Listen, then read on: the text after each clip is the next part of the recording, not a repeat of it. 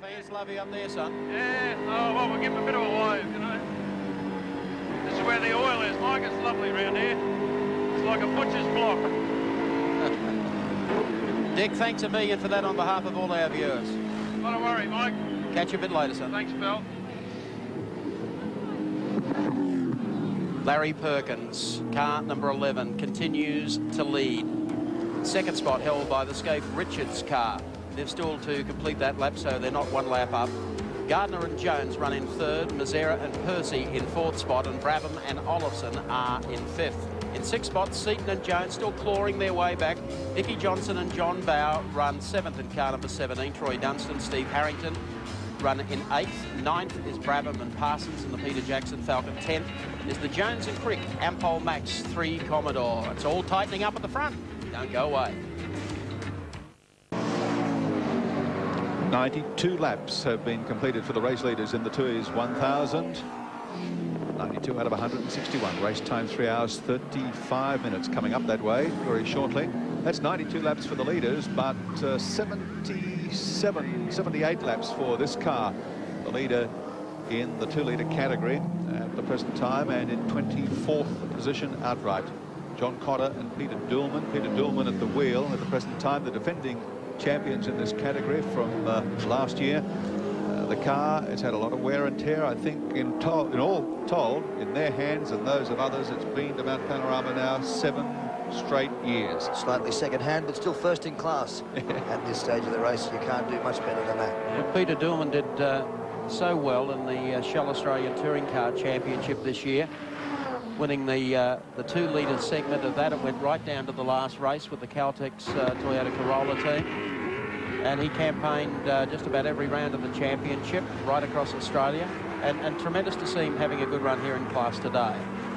Victory's not assured for him because it's a very close go between he and car number 6, the second Caltex entry, with John Smith at the wheel of that with Neil Bates. And they've been swapping positions, in fact, ever since Colin Bond retired with the big oil losses we saw in the pits some 40 minutes ago. So Peter Dillman, John Cotter running strongly. Very nicely turned out car. They almost didn't come to Bathurst, you know. It was only in the last couple of weeks they decided to get here. They had what they thought was a substantial sponsorship deal lined up. It fell through, and then a number of their minor sponsors clubbed together, put in some money. The BMW Club of Australia passed the hat round, raised some money as well to get them here. So they came on a shoestring. They bought 2 cars, a test car and this one, and they're out there, and well, they could walk off with the 2-litre trophy again. Yeah, he's doing a great job. As you said, Wilco, these cars quite elderly when you think about how old they are. Let's look at the Caltex race score, which gives you the position of the lead too. Yeah, Smith and Bates in the Caltex team Corolla Seeker in the lead now. Cotter and Dorman in second. Rogers and Hopwood in third position. In fourth, Steve Masterson and Hills in the little Sierra. And in fifth, car 79, Conway and Gardner in one of the little Toyota Corolla. So you can see the gaps there. 8 laps, as you can see, between the 5th runner and the... He's losing fluid from the tail of the car, the right-hand side rear. Fuel. So he comes across the top as we join the Oscar Champ of Australia, triple champion, carrying our DuPont car paints race cam, and that's young Bradley Jones. How goes it, Bradley? Good, thanks, Mike. Gee, that thing's noisy you're driving. Oh, it's not too bad. How's it going for you, Brad? You've been playing around with tyres throughout the day. Well, we had a bit of a hiccup with some of the early stints, and now what we've done is tried a harder compound, and it seems to be working a lot better, but unfortunately we lost a bit of pace, so we're just trying to make it up. Brad, you're only getting 20 laps out of those softer tyres. How much further do you expect to go on this tougher compound? Well, you know, we set our bed now, we have to learn it. We're just doing the stops as we have to, Ducky. It's not so much that we go further, it's that it's much nicer to drive and faster. There's a few spots of rain on the lenses of the cameras, not affecting the track that we can see. Is it bothering you, the wet weather? Scares the shit out of me. Thank you, Bradley. Goodbye. Hanging up now. He cut his telecom mobile net off. So at the moment, the number 2 car was running 5th. It's in for a pit stop. And let's go down to Richie Hay. Thank you, Mike. Well, Anders Olofsson just jumping back into the car. Keep in mind the fact that when we talk about brake pad stops for Larry Perkins and perhaps one or two others, this team has already done their brake pad stop. They don't plan another one. So providing everything goes to schedule, a stop should take no longer than around 30 seconds. Working on the screen, which they had a problem with earlier on, had to stop, make an extra stop to clean the screen. But out, back into the race goes the car with no apparent problems, as behind me in comes Larry Perkins. This will be an interesting stop, Richie, because Perkins, we expect the brake pad change as number 2 rejoins the race. Take it away, Alan Grice. Larry's out of the car. I'm just trying to check this rear right tyre. That's the tyre that's been giving trouble to the other teams today. And looking at it, yeah, it's still fine. So Larry's got a good combination in his car and his tyres, obviously. Now, the big trick is they are going to change the pads right now. There was some discussion about that, but the pads are out already. And looking at them, there's no question they needed to be changed. But this set of pads should get him through to the end. They're going in. It's a good stop. It's a good stop. I haven't got a clock on it, but I think that we've got the clocks on it upstairs, guys. He's just gone 40 seconds. Well, it'll be around 50, but that's a good stop with the pad change, and he's out. 50 seconds there for driver change, pad change, and fuel. 11 rejoins in 2nd position. So, as far as brake pad wear is concerned, that's out of the equation for the rest of the day. And considering a wheel change for them means 5 nuts, they haven't got the single hub. Sure. Perkins a big fan of the 5-stud hubs instead of the single nut. He always likes to know that he's got 5 securing points rather than 1, and he's always stuck with them on all the holes that he's ever prepared to run up here. And just harking back to the 2-litre category, some heartening news there for the ailing Bob Holden. His entry, the number 13 car, has now snuck into 3rd place in that category, being driven by Dennis Rogers and Peter Hopwood. Hopwood only got into the car last night. David Sala was scheduled to drive it, but an illness in the family forced him to leave the circuit last night, and Hopwood was a late replacement. Oh, that's good to see. At least they were able to get to the starting line. Well, LP is out of the car. Greg Hansford is in, and Alan Grice, the honourable member for Broadwater, is now with Larry Perkins. Larry, that looks nice and cool, but you'd need it. Gee, it's hot out there. It's not even a hot day. You've obviously picked a good combination with the balance of your car and the tyre that you're running. There's been a lot of trouble in the pits with rear tyres, rear rights. But I've been looking at the tyres coming off your car. You obviously, the combination of your car setup and the tyre is working well today. That's right. We've worked real hard since Wednesday to get a race balance.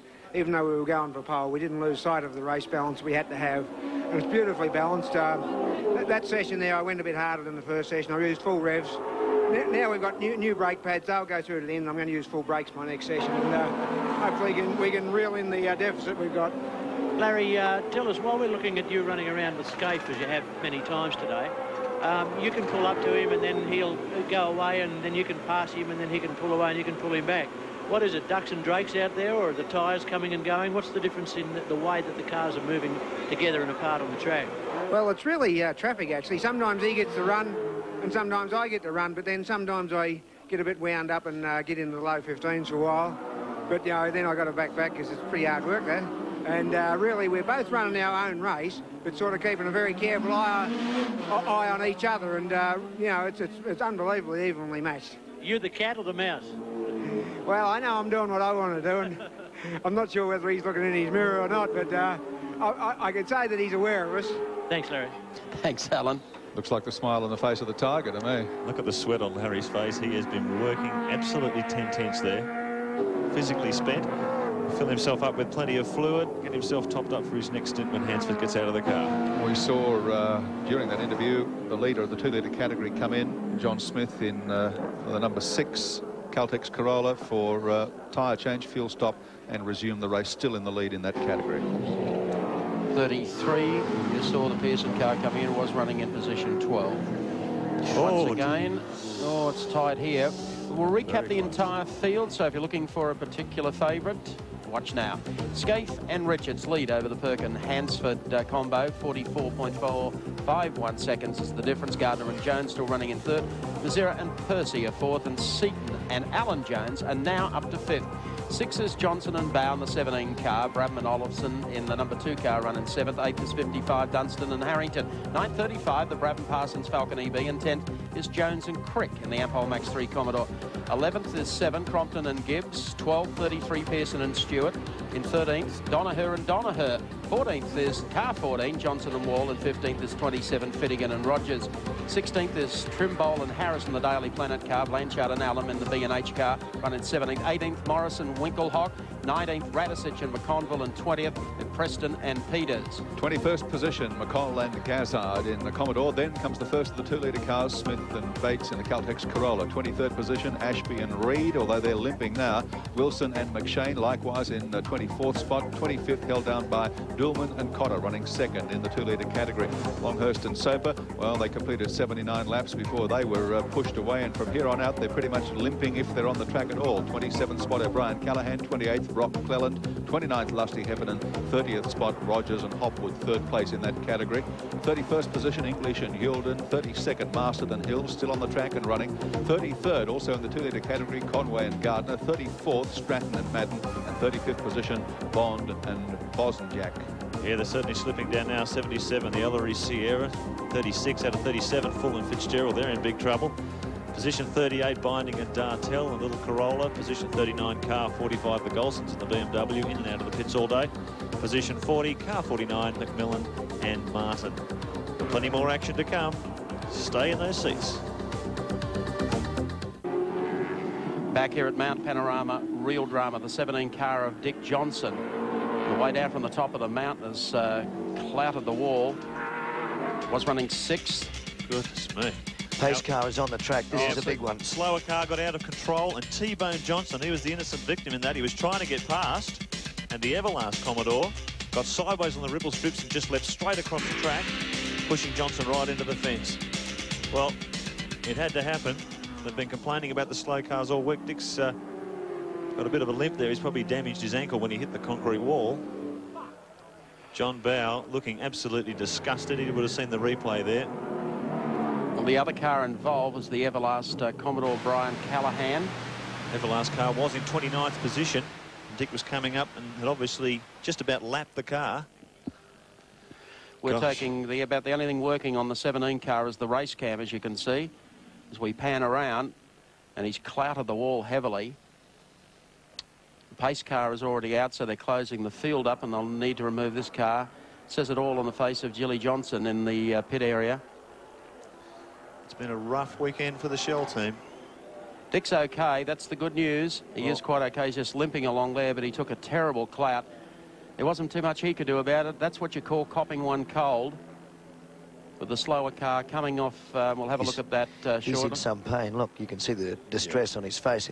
Not only his ankle, but he suffered quite a whiplash too when he impacted with the wall. See, the other car's gone over and clipped the wall, and it's brought it straight round. Dick's got nowhere to go, and it chases him across the racetrack. And that happens in front of the second Johnson car. So it's... and again, watch his head whip here. Yeah. You see, that's a really nasty injury. Again raises something that we said earlier about safety nets on the cars. There's the Everlast car that has lasted up until this point. Whether or not it couldn't catch who was at the wheel of that one was being shared. And at this stage, it's Bill O'Brien, in fact. So Bill O'Brien, who's been here many years, a very experienced driver in the field. So something has happened to his car coming up and touching the ripple strips. He's a vastly experienced driver. It's not like a rookie has just bounded off a wall somewhere. No. Okay, bad day for the Dick Johnson team. Let's go down to Andy in the pits. Yeah, thanks a lot, Mike. And I'll tell you what, it was very lucky they didn't clean up the second car of the second of the two Shell cars. Regardless, John, very disappointing. Oh, mate, what can you say? I mean...